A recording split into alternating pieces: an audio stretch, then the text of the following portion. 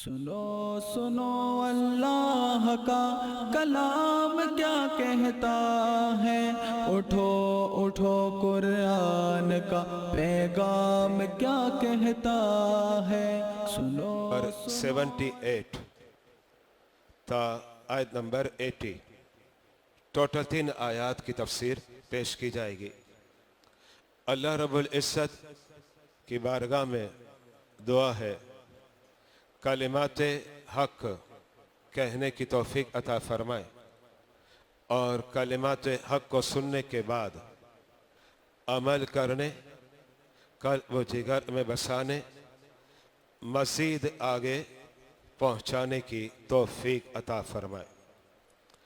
बिरादरान इस्लाम, सूरह तौबा आयत नंबर 78, इस आयत करीमा में अल्लाह रब्बुल इज़्ज़त ने एक पैगाम दिया है और पैगाम को इस अंदाज में हम समझेंगे, मुनाफिकीन जिनका ज़ाहिर इस्लाम है और बातिन कुफर है, यानी इनका हुलिया, इनका लिबास, इनकी चाल चलन मुसलमानों की तरह होगी, लेकिन दिल के अंदर कुफर रखा हुआ है, जिसके बारे में मैं ये कहता रहता हूँ आपके सामने। ये आस्तीन के सांप है, हमारे दरमियान रहते और हमें ही नुकसान पहुंचाते। ये गैर मुस्लिमों के एजेंट होते हैं।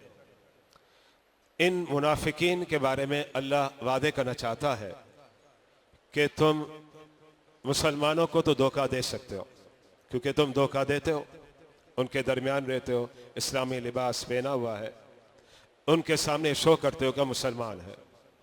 रब कहता है क्या तुम अपने रब यानी मुझे धोखा दे सकते हो? क्या तुम्हें इस बात का इल्म नहीं कि तुम्हारा जाहिर भी मैं देखता हूं और तुम्हारे दिलों के अंदर जो बातें हैं वो भी मैं पहचानता हूं। अब इसी बात को अल्लाह ने सूरह तौबा आयत नंबर 78 के अंदर जिक्र किया। खालिक कायनात इरशाद फरमाता है, अलम या अलमू, इससे मुराद वही है, यानी ये मुनाफिकीन इस बात को जानते नहीं है। अलम या अलमू अन्नल्लाह या अलमू सिर्रहुम, बेशक अल्लाह ताला ए मुनाफिको तुम्हारे दिलों के अंदर जो है ना वो जानता है। ठीक है, मुसलमानों को तो तुम धोखा देते हो, लेकिन अल्लाह को तो धोखा नहीं दे सकते ना। तो रब कहता है अन्नल्लाह यअलमु सिर्रहुम, जो तुम्हारे दिलों के अंदर है बिलाशुबा अल्लाह जानता है।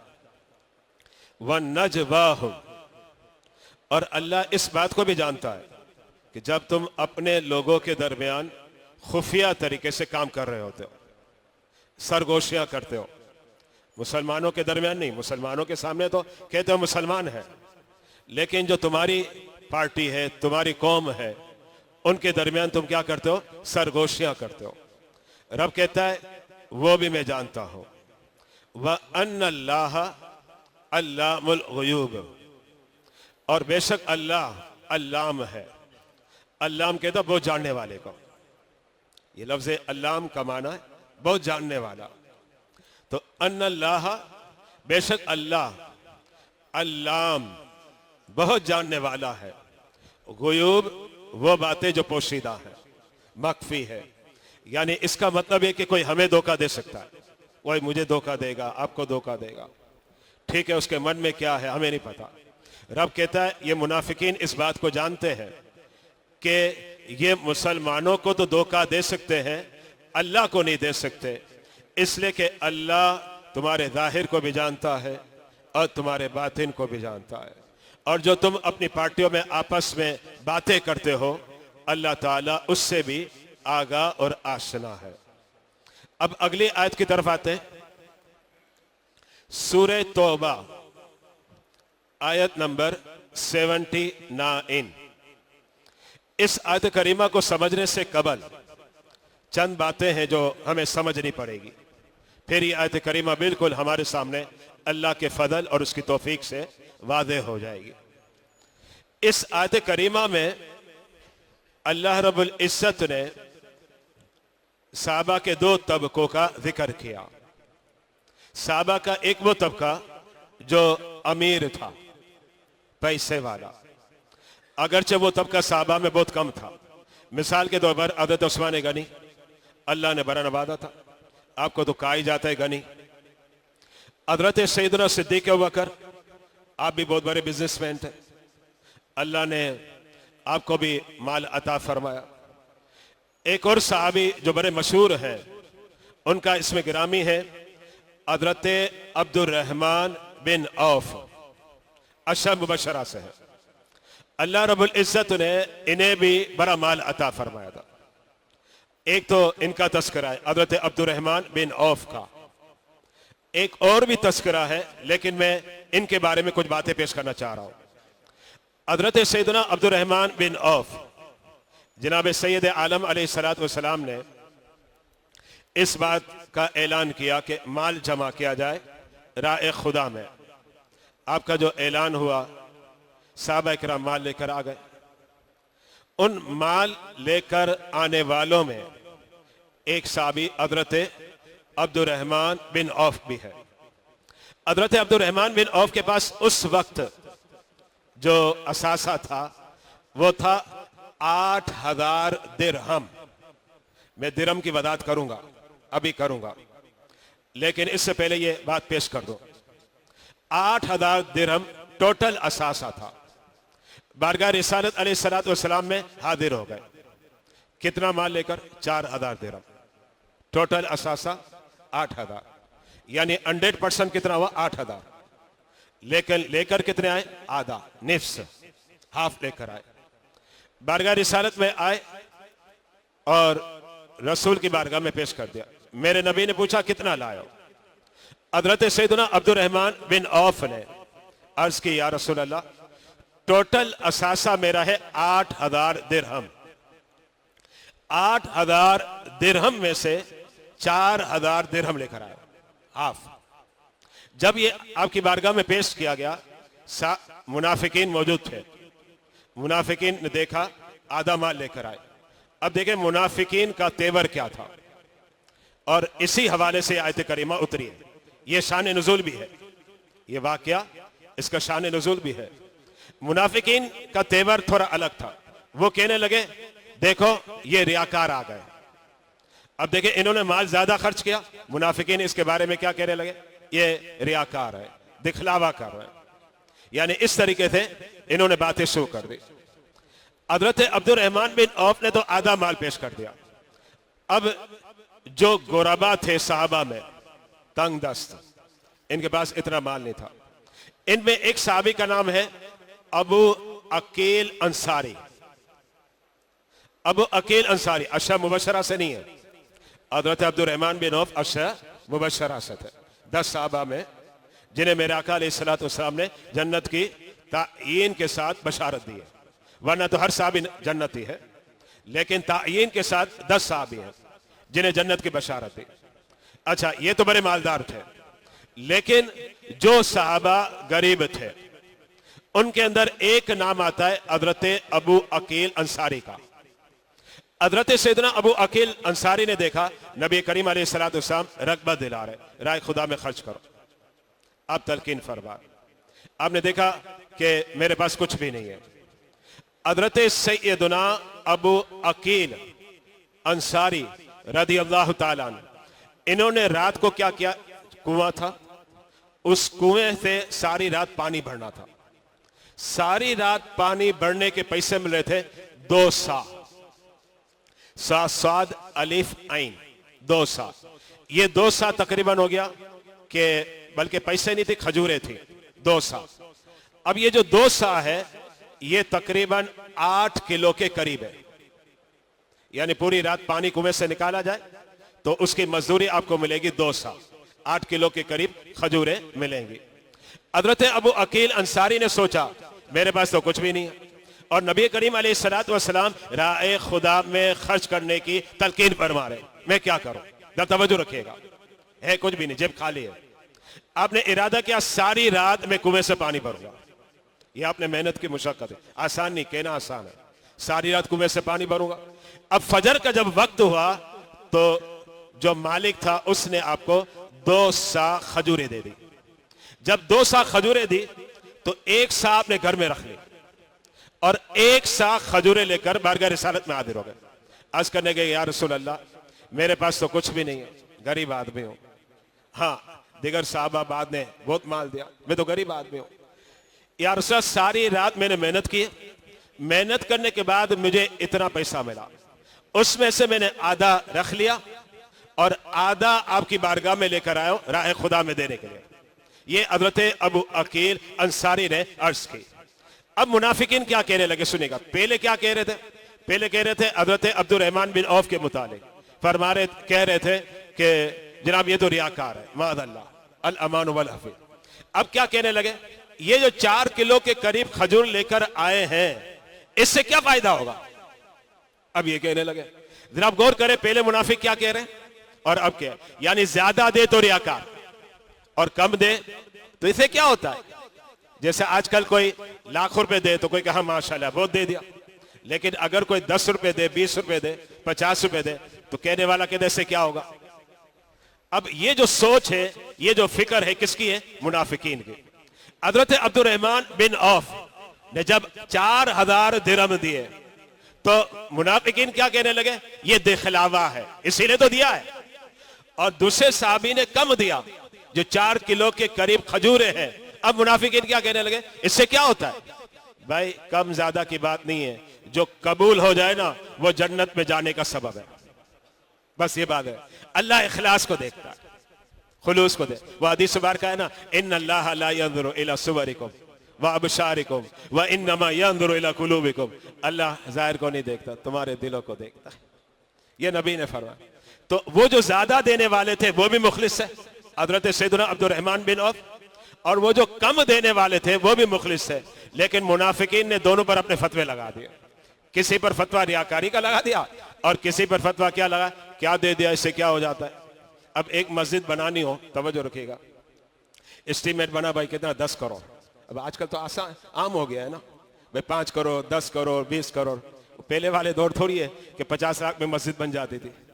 तो आजकल तो अगर कोई भी मस्जिद बन रही है तो फौरन आपको एस्टीमेट लिखा हुआ मिलेगा, जनाब कितना 5 करोड़, जनाब कितना 8 करोड़, जनाब कितना 10 करोड़। अब एक आदमी कहता है मस्जिद में मैं 100 रुपए मिला, बेचारा वो अपनी हैसियत के मुताबिक डाल रहा है।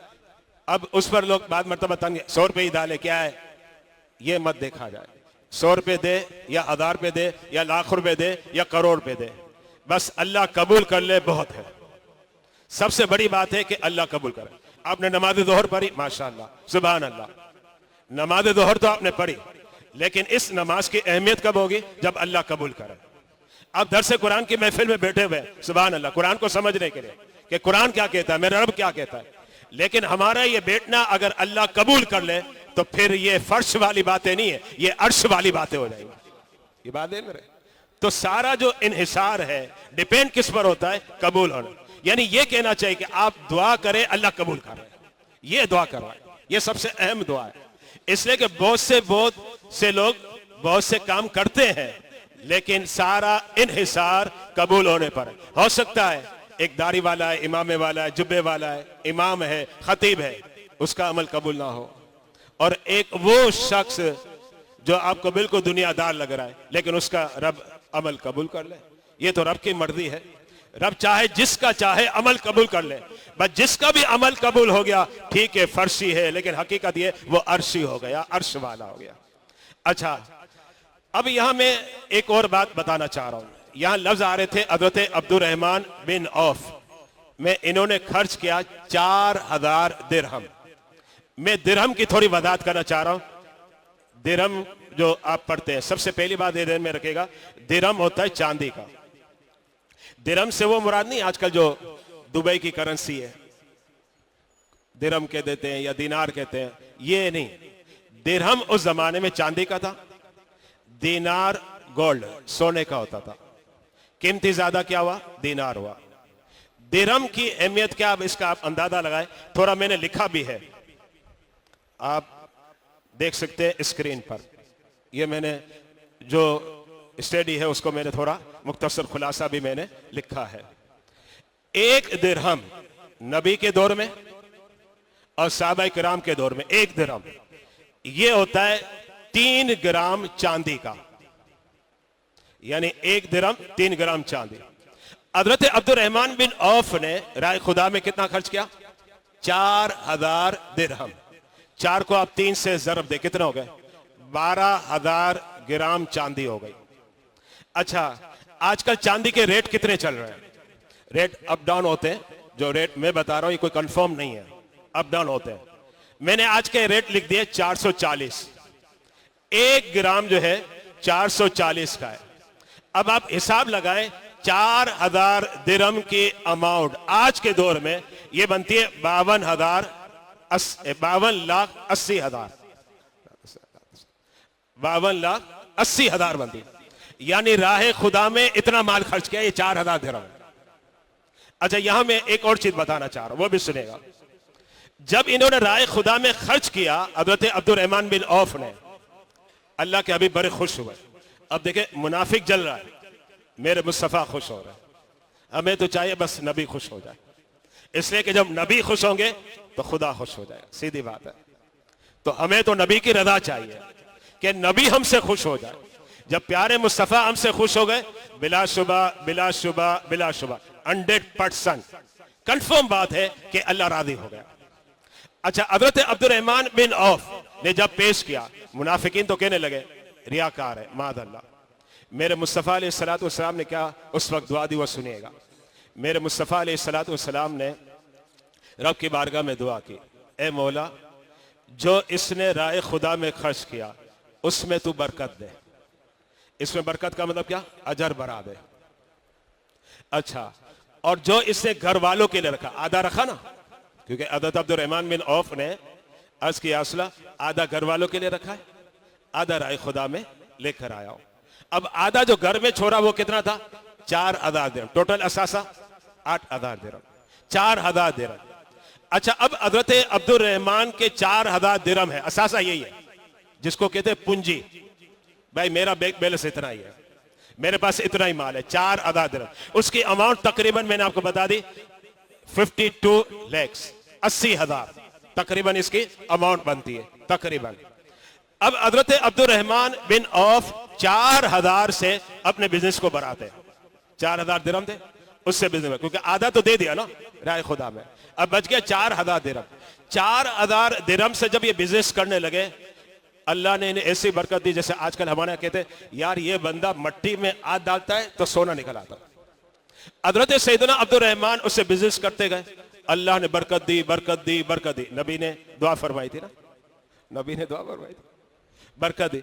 वो बरकत से माल इतना भरा, जब इनका विसाल हुआ हजरत अब्दुर्रहमान बिन औफ का, इनकी 2 बीवियां थी जो इन्होंने छोड़ी और बच्चे भी थे। और इस्लाम में कानून यह है कि शोहर का जब इंतकाल हो और अगर शोहर की औलाद ना हो, तवज्जो रखिएगा, विरसे का मसला बता रहा हूं, शोहर का इंतकाल हो और शोहर की औलाद ना हो, तो शोहर ने जितना माल छोड़ा ना उसका 1/4 हिस्सा बीवी ले जाएगी। 1/4 हिस्से का मतलब हुआ 25%। ये कब होगा? जब शोहर औलाद को ना छोड़े। लेकिन अगर शोहर की औलाद है तो फिर क्या होगा? बीवी को मिलेगा 8वां हिस्सा। यानी इसको एक एग्जाम्पल के जरिए समझे, जैसे शोहर ने छोड़ा 8 लाख रुपए और अगर औलाद नहीं छोड़ता तो इसका मतलब है बीवी को 2 लाख मिलेंगे। ये इसका 25% हो गया। और अगर शोहर का इंतकाल हुआ और औलाद है, उसके बेटे हैं बेटियां हैं, अब बीवी को कितना मिलेगा?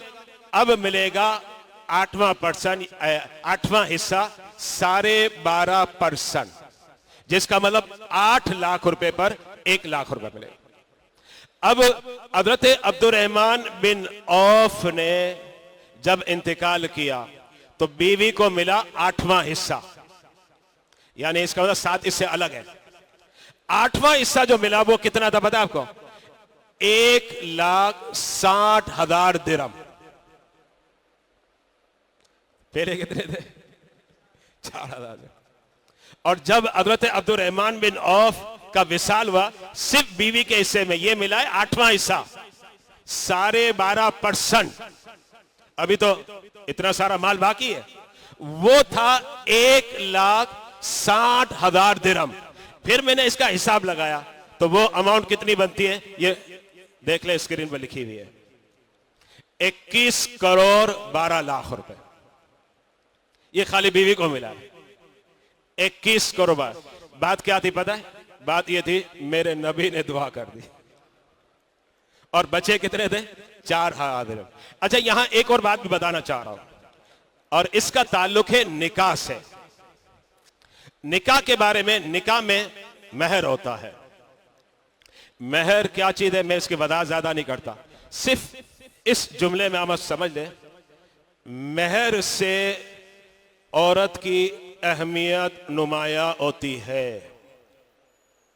बड़ा सोच समझ के जुमला इस्तेमाल कर रहा हूं, बड़ा अहम जुमला है। इस जुमले को फिर सुनिएगा आप। महर से औरत की अहमियत नुमाया होती है। मतलब क्या हुआ? जितना ज्यादा महर है, गोया औरत की अहमियत इतनी ज्यादा है। ये बड़े मुख्तसर लफ्जों में बताया। और आजकल हमारे जो लड़के वाले होते हैं, तो जाहिर बात है सारा दबाव तो उन्हीं का होता है, लड़के वालों का। तो बेचारे लड़की वाले तो कुछ कहते नहीं, वरना होना क्या चाहिए पता आपको? जब लड़का लड़की की शादी हो रही है, भाई सारा प्रोसीजर गुजर गया, अब महर की बात होगी शादी से पहले। होती नहीं है, होनी चाहिए महर की बात। और मुतालबा करेगी औरत वालों की तरफ से, लड़की वालों की तरफ से मुतालबा, भाई हमारी बेटी का महर इतना देना पड़ेगा। अगर आज कोई लड़की वाला ये कहे तो लड़के वाला क्या कहेगा पता है? अपनी बेटी को अपने पास रखो, दूसरी बहुत सी है, जबकि उसका मुतालबा सही है। इसलिए कि महर से औरत की अहमियत नुमाया होती है। अच्छा, कम से कम महर कितना है? हदीस मुबारका। और ये ऐसी हदीस है, मैं बिला मुबालगा कहता हूं, मैंने अपनी लाइफ में किताबों के अंदर कम से कम 200-400 मरतबा पढ़ ली, और अपने शागिदों को पढ़ा दी होगी 200-400 मरतबा। और वो हदीस मुबारका क्या है? मेरे नबी अलैहिस्सलातु वस्सलाम ने फरमाया, कम से कम महर 10 दिरहम है। यह हदीस मुबारका बड़ी मशहूर हदीस है। कोई भी हनफी आलिम पूरी दुनिया में कहीं भी हो, आप उसके सामने यह हदीस पेश करें और वो ये कहे कि मैंने ये हदीस नहीं पढ़ी, याद रखेगा। अगर वो ये कहता है नहीं मैंने ये हदीस पढ़ी नहीं, मैंने नहीं सुनी, इसका मतलब वो आलिम ही नहीं है। हनफियों की किताब में ये हदीस बार बार आती है। जब भी हम निकाह का बयान पढ़ते हैं, ये हदीस पढ़ते हैं और पढ़ाते हैं।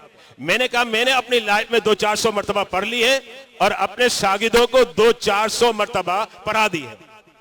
और उस हदीस मुबारका में बताया कि कम से कम महर कितना है? 10 दिरहम। ये कम से कम है, ज्यादा नहीं, ज्यादा जितना वो अलग है। अच्छा, 10 दिरहम का मतलब क्या हुआ? मैंने अभी आपको बताया 1 दिरहम 3 ग्राम चांदी का, तो कितने हो गए? 30 ग्राम चांदी हो गई। 30 ग्राम चांदी अगर देखा जाए तो आजकल के हिसाब से कम महर बनता है 13,200। लेकिन चूंकि 3 ग्राम और कुछ ऊपर है तो थोड़ा और ऐड कर ले तो ये बन जाएगा 13,400 लगा ले। ये कम महर बन रहा है। तो आजकल भी बाद लोग 5,000 महर रख रहे हैं, ये महर ही नहीं है आजकल, क्योंकि चांदी के रेट बढ़ गए ना। अब बाद लोग आजकल जो है ना 10,000 रख रहे हैं, ये महर ही नहीं कहलाएगा। महर की कम मिकदार, इससे कम हो ही नहीं सकता। कम मिकदार कितनी है? 13,200, बल्कि एहतियातन क्या है 13,500 कि 13,500 कम रखा जाए। इससे ज्यादा देना है तो ज्यादा भी दे सकते हैं, हर आदमी अपनी हैसियत के मुताबिक देगा। जाहिर बात है, एक छोटा आदमी है तो 15,000 दे देगा, इससे बड़ा आदमी है तो 30,000 देगा, इससे बड़ा आदमी है 50,000 दे, इससे बड़ा है तो लाख दे। पता नहीं क्या है हमारे यहाँ, खास तौर पर मेमनों में, मैं अपनी बिरादरी पर रो रहा हूं। हमारे यहां तो अजीब ही था पहले, अगर आप 10-12 साल बस 2,000 बहुत है। जरा गौर करें, मैंने अभी आपको कहा कि महर से औरत की अहमियत नुमाया होती है, महर से। और हमने मेहर क्या रखा? जाहिर बात है आप किसी की बेटी का मेहर कम रख रहे तो आपकी बेटी भी तो आएगी ना लाइन में, फिर वहां भी तो मेहर कम रखा जाएगा। जबकि मेहर जो है दिल खोल करो, हैसियत के मुताबिक हो, हैसियत के। ये मैं नहीं कह रहा एक बेचारा गरीब आदमी कहता करोड़ रुपए मेहर रखे, ये कैसे होगा? वो दे ही नहीं सकता बेचारा, वो तो करोड़ रुपए तो शादी में नहीं लगा सकता, मेहर में कहां से दूंगा? तो जो हैसियत है उसके मुताबिक हो, बिल्कुल सही है। लेकिन कम से कम मेहर आज के दौर में 13,000, 1200, 1300, 1400, 1500 है। अच्छा, एक और चीज बताना चाह रहा हूं, मेहर फातिमी, नाम कितना प्यारा है, हज़रत सैयदा फातिमा तो ज़हरा रज़ी अल्लाह ताला। ये मेहर फातिमी क्या है? मेहर फातिमी जो है ना, ये वो मेहर है जो मेरे मुस्तफ़ा ने अपनी अज़वाज को दिया। ये वो मेहर है जो हज़रत फातिमा ने हज़रत अली से लिया। ये वो मेहर है, इस मेहर का नाम है मेहर फातिमी। अब मेहर फातिमी, मैं कहता हूं जो मालदार आदमी है वो मेहर फातिमी दे। हर एक की बात नहीं कर रहा, हम में से बहुत से लोग दे भी नहीं सकेंगे, अफोर्ड ही नहीं कर सकेंगे। जो मालदार आदमी है वो मेरे फातिमी देना, ताकि मेरे मुस्तफा की सुन्नत अदा हो। वलीमे पर इतना खर्चा, शादी पर खर्चा, मेहंदी पर खर्चा, उस पर खर्चा, इस पर खर्चा, मेरे फातिमी तो दो। मेरे फातिमी जो मेरे मुस्तफा की सुन्नत है, जो आपने अपनी अज़वाज को दिया, वो कितना बनता है वो मैं आपको बताना चाह रहा हूं। मेरे फातिमी के बारे में पेश कर रहा हूं, देखिएगा आप स्क्रीन पर। पहले हवाला देख लें, सुनन इब्न माजा हदीस नंबर 1886। मसला मैं हदीस से क्लियर कर रहा हूं, किसी फकीह का गोल नहीं पेश कर रहा। मेरे फातिमी इस हदीस मुबारका के अंदर मज़कूर है। हदीस मुबारका आप सुनिएगा क्या है। हज़रत अबू सलमा वो सवाल करते हैं हज़रत आयशा से, और सवाल क्या है? अल्फाज है, कम काना सदाको निसा इन नबी सल्लल्लाहु अलैहि वसल्लम, नबी ने अपनी अज़वाज का मेहर कितना रखा? ये सवाल, कितना रखा? हज़रत आयशा फरमाती है, काना सदाको फी अज़वाजिही इस्नतई अशरता उकीयतन व नशन हल तदरी मन नशो। इसका मतलब ये होता है 12.5 औकिया, 12.5 औकिया। अब आप कहेंगे 12.5 औकिया क्या है? खुद हदीस मुबारका में हज़रत आयशा क्या फरमाती सुनेगा। हज़रत आयशा फरमाती है, वज़ालिका खम्सु मिअती दिरहमीन, फरमाया मेहर फातिमी 500 दिरहम बनता है, 500 दिरहम। अच्छा, फिर 500 दिरहम, एक दिरहम कितने का? 3 ग्राम चांदी। तो 500 को अगर आप 3 से जरब दे कितना हो गया? 1500। अच्छा, जब 1500 हुआ तो मेरे फातिमी कितना बनेगा पता आपको? स्क्रीन में लिखा हुआ है 6,60,000। ये सुन्नत मेहर है। इसका मतलब है कि पैसे वाला इतना मेहर निकाले, 6,60,000 कम से कम आज के दौर में ये मेहर फातिमी बनेगा। तो एक नॉर्मल मेहर है वो तो कम है, लेकिन मेरे फातिमी 6,60,000 बनता है। अब जो पैसे वाला है वो दे, और देगा कौन? लड़के वाले। लड़की वाले नहीं दे, लड़की वाले तो लेंगे, देना है लड़के वालों को। अच्छा, अब फिर आयत करीमा की तरफ अब आ जाए।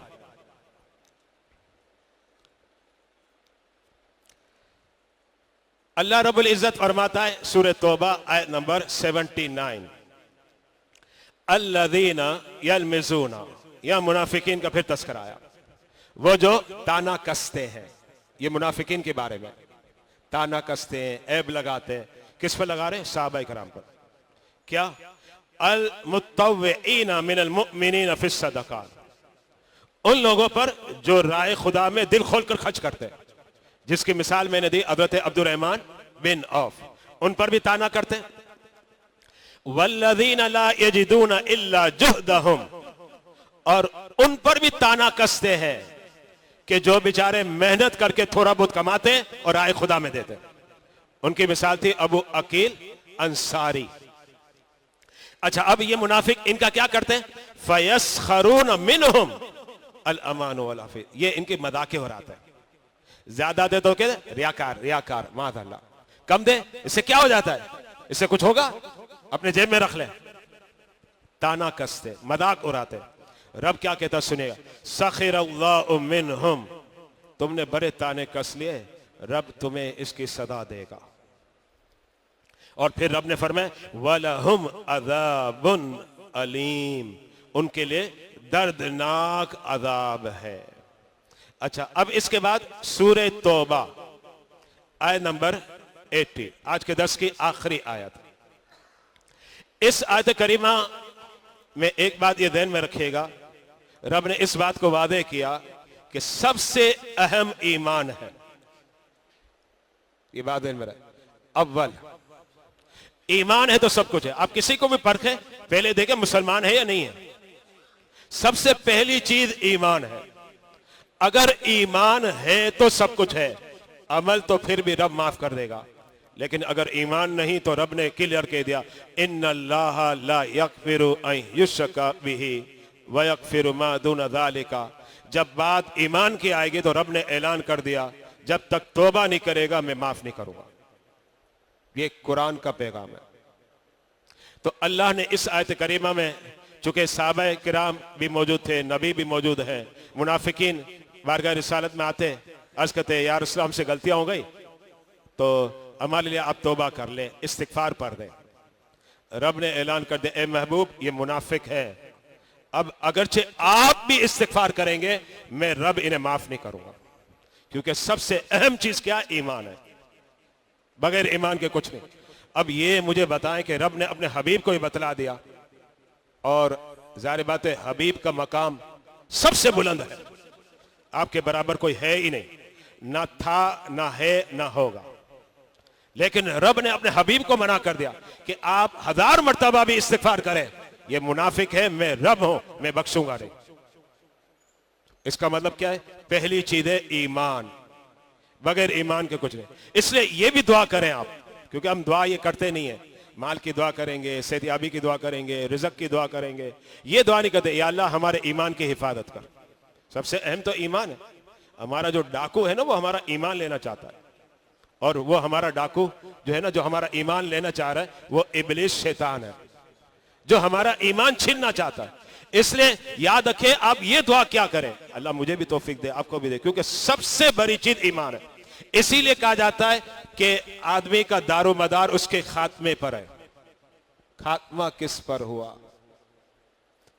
तो अल्लाह से यही दुआ करे कि या अल्लाह हमें खात्मा ईमान पर नसीब फरमा। अब आयत करीमा सुनिएगा, रब का अंदाज क्या है।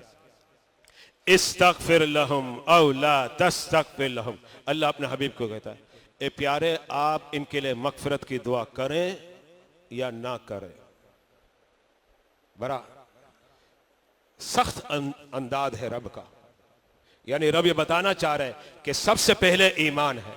हाँ, ये हो सकता है कि नबी दुआ करें और नबी की दुआ से ईमान नसीब हो जाए, लेकिन अगर ईमान नहीं मिला तो फिर उसके हक में कुछ भी नहीं। ये बात ध्यान में रखें, कुरान क्लियर कहता है, इस्तगफिर लहुम औ ला तस्तगफिर लहुम, ए प्यारे आप इन मुनाफिकीन के लिए मगफिरत की दुआ करें या ना करें।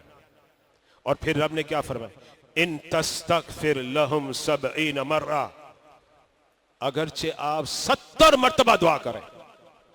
ये अंदाज रब का। रब बताना चाह रहा है सबसे पहले ईमान है, फिर इसके बाद अमल है। तो रब कहता है, इन तस्तगफिर लहुम 70 मर्रा, ए प्यारे आप इनके लिए 70 मर्तबा भी इस्तिगफार पढ़ लें, फलन यगफिरल्लाहु लहुम, अल्लाह इन्हें नहीं बख्शेगा, अल्लाह इन्हें नहीं बख्शेगा। इसलिए आप ये नहीं कह सकते कि जिसका खात्मा कुफर पर हुआ तो आप कहें अल्लाह चाहे तो बख्श दे, अल्लाह चाहेगा ही नहीं, तो ये कह भी नहीं सकते, इसलिए कि कुरान का फैसला है। तो जिसका खात्मा कुफर पर हुआ, बिल्कुल क्लियर 100%, इसमें कोई डाउट नहीं, वो जहन्नमी है, इसमें कोई शक ही नहीं। और कुरान क्या कहता है, इन तस्तगफिर लहुम 70 मर्रा, ए प्यारे आप इनके लिए 70 मर्तबा भी इस्तिगफार की दुआ करेंगे, फलन यगफिरल्लाहु लहुम, हम नहीं बख्शेंगे, क्योंकि ईमान नहीं लाए। ज़ालिका बिअन्नहुम कफ़रू बिल्लाहि व रसूली, ये इसलिए है कि इन्होंने अल्लाह और उसके रसूल के साथ कुफर किया। अल अमान वल अफीद, अल्लाह की पनाह, अल्लाह उसके रसूल के साथ कुफर किया। और फरमाया ये ऐसे बदबख्त है मुनाफिक, वल्लाहु ला यहदिल कौमल फासिकीन, अल्लाह ताला ऐसी हट दिरम कौम जो फासिक है इन्हें फिर हिदायत भी नहीं देता, इनके मुकद्दर में हिदायत भी नहीं होती। जरा आप गौर करें, सबसे अहम चीज ईमान है। अपनी जबानों को भी लगाम दिया जाए।